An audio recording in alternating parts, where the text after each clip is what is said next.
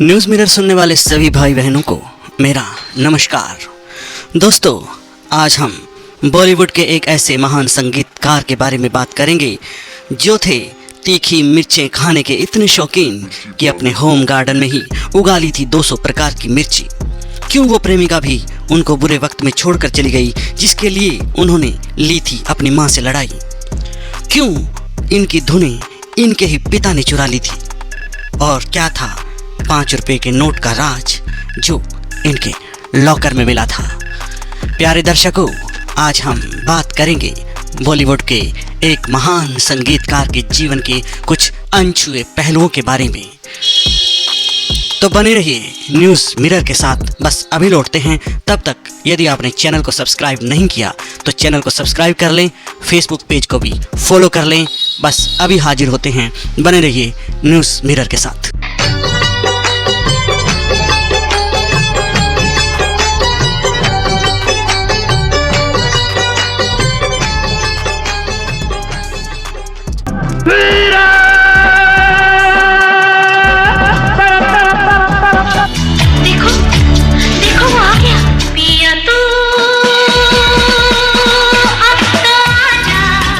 पिया तू अब तो आजा, महबूबा महबूबा, यम्मा यम्मा, चुरा लिया है तुमने जो दिल को। जैसे कई बेहतरीन गाने कंपोज करने वाले legendary music director composer R D. Burman के जीवन के कुछ अनछुए पहलुओं के बारे में आज हम प्यारे दर्शकों बात करेंगे।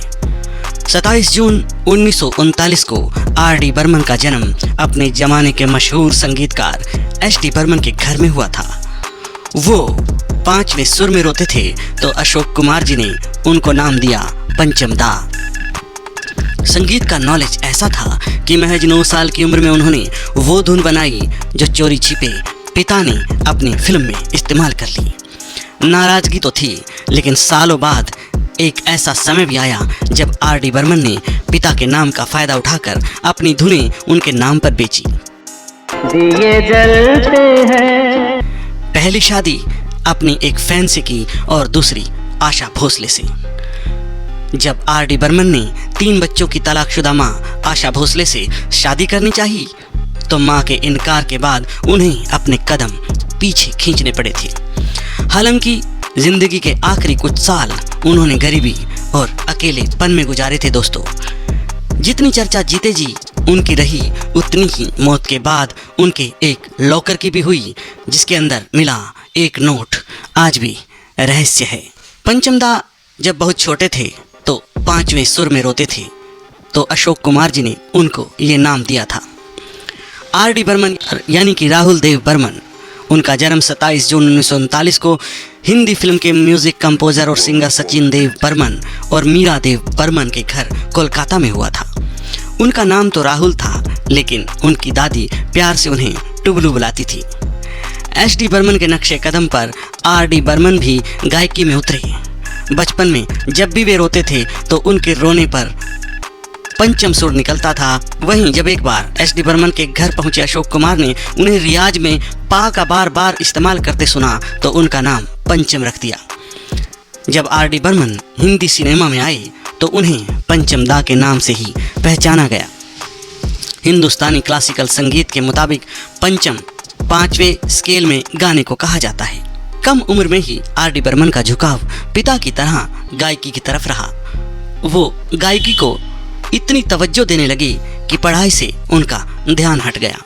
नतीजन उनके 9 साल की उम्र में नंबर बहुत ही कम आए। जब पिता को यह बात पता चली तो उन्होंने पूछा, क्या तुम्हें पढ़ाई नहीं करनी? आखिर तुम करना क्या चाहते हो? जवाब मिला, मैं आपसे भी बड़ा संगीतकार बनना चाहता हूँ। पिता एस.डी. बर्मन ने कहा, तुमने आज तक कोई धुन भी बनाई है? पिता के इस सवाल पर आर.डी. बर्मन ने 1-2 नहीं बल्कि 9 ताजी धुनें सुना दी। सिर्फ 9 साल के बच्चे की 9 धुनें सुनकर पिता भी दंग रह गए। उन्होंने कुछ नहीं कहा और वहां से चले गए। रंग ये तेरा जिसने सजाया, अखियों में छोटे छोटे सपने सजाएंगे। कुछ समय बाद एस.डी. बर्मन अपने काम के लिए दोबारा मुंबई लौट आए। सालों बाद फिल्म फंटूश रिलीज हुई। 17 साल के R.D. बर्मन जब कोलकाता में ये फिल्म देखने पहुंचे तो उन्हें जोरदार धक्का लगा। पिता के कंपोजिशन में बने फिल्म के गानों में वही धुन थी जो उन्होंने सुनाई थी। वो गाना था आई मेरी टोपी पलट के। R.D. बर्मन की उम्र कम जरूर थी दोस्तों, लेकिन वो इस बात से काफ़ी नाराज हुए थे उस वक्त। जब उनके पिता से मुलाकात हुई तो उन्होंने गुस्से में पूछा, आपने मेरी धुन क्यों चुराई?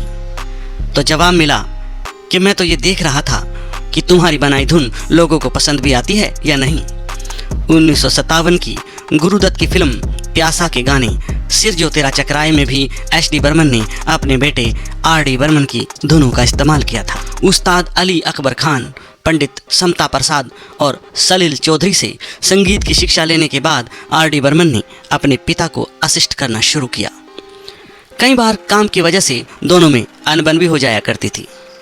R.D. बर्मन की जिद की वजह से कई बार बर्मनदा स्टूडियो से नाराज होकर चले जाते थे, लेकिन आखिर में बेटे की बात ही उनको माननी पड़ती थी। सबसे पहले 1958 में गुरुदत्त ने R.D. बर्मन को फिल्म राज में म्यूजिक कंपोज करने का मौका दिया था, लेकिन ये फिल्म कभी बन नहीं सकी। इसके बाद उन्होंने 1961 की फिल्म 16वां साल से बतौर म्यूजिक डायरेक्टर करियर की शुरुआत की थी। दरअसल महमूद इस फिल्म में H.D. बर्मन से गाने कंपोज करवाना चाहते थे।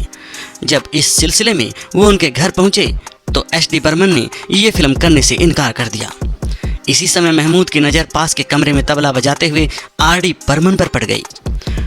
फिर क्या था, महमूद ने इस फिल्म के गाने कंपोज करने की जिम्मेदारी R.D. बर्मन को दे दी थी दोस्तों।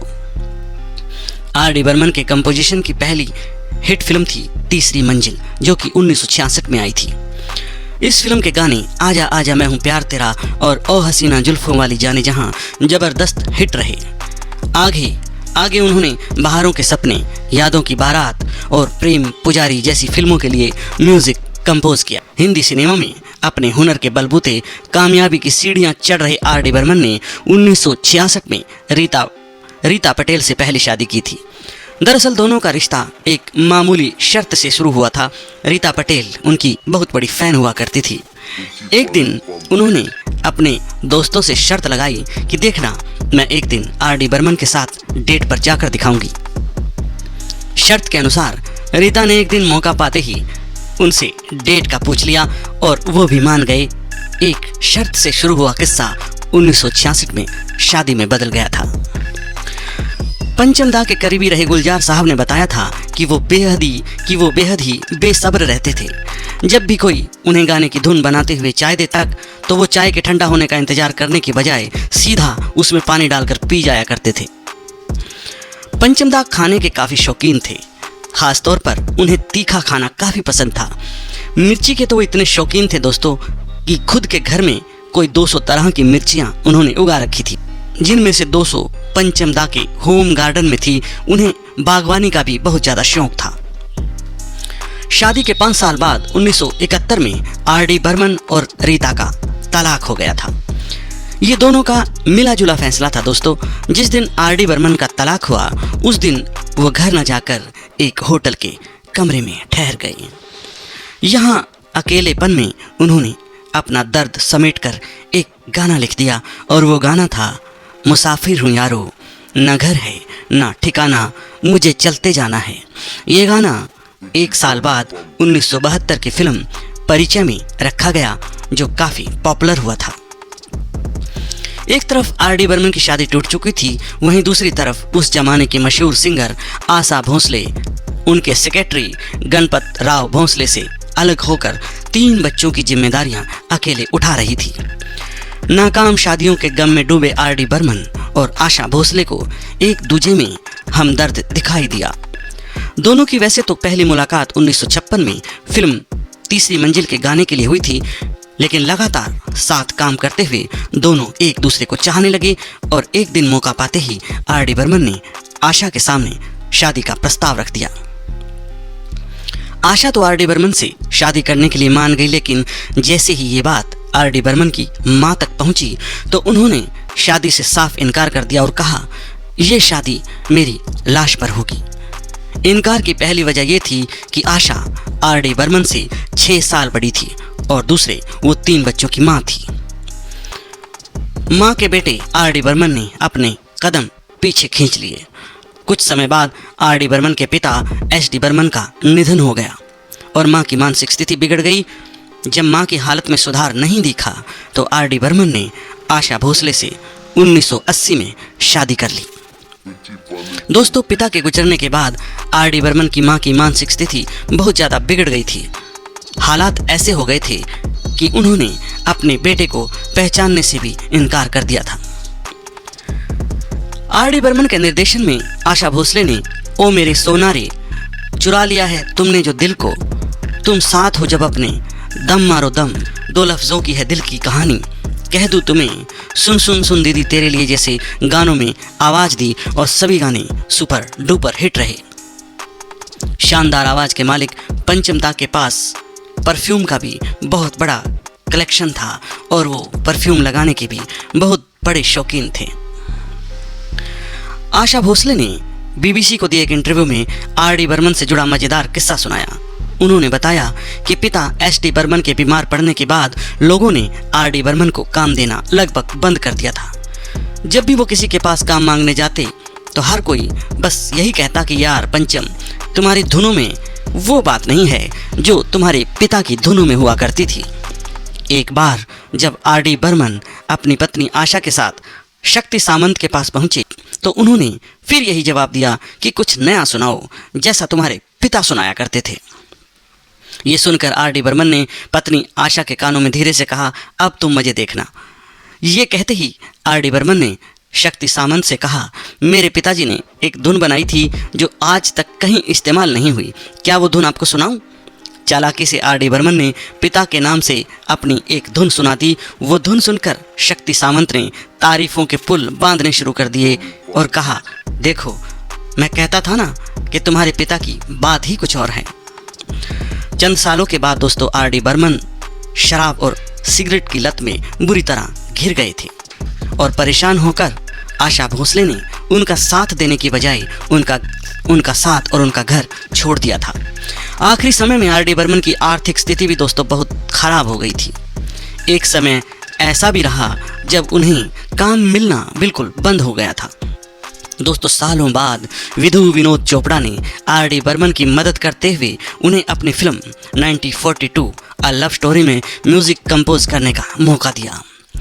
फिल्म के लगभग सभी गाने सुपर डुपर हिट रहे, लेकिन अफसोस कि ये कामयाबी देखने के लिए आर डी बर्मन अब इस दुनिया में नहीं थे। दोस्तों, 4 जनवरी 1994 को आर डी बर्मन 55 साल की उम्र में इस दुनिया को अलविदा कह गए और फिल्म 15 अप्रैल 1994 को रिलीज़ हुई। मौत के बाद आर डी बर्मन को इस फिल्म के लिए बेस्ट म्यूजिक डायरेक्टर का फिल्म फेयर अवार्ड मिला था। दोस्तों, आर डी बर्मन की मौत के कुछ समय बाद आशा भोसले को पता चला कि उन्होंने सेंट्रल बैंक ऑफ इंडिया के बैंक में एक लॉकर ले रखा था। इस लॉकर के लिए दोस्तों आपको बता दें कि आर डी बर्मन जीते जी हजारों रुपए का रेंट दिया करते थे। कागजातों के अनुसार आर डी बर्मन की मौत के बाद इस लॉकर के हकदार उनके सेक्रेटरी भरत अशर होते। जब भरत से इस बारे में पूछा गया तो उन्हें इसकी कोई जानकारी नहीं थी।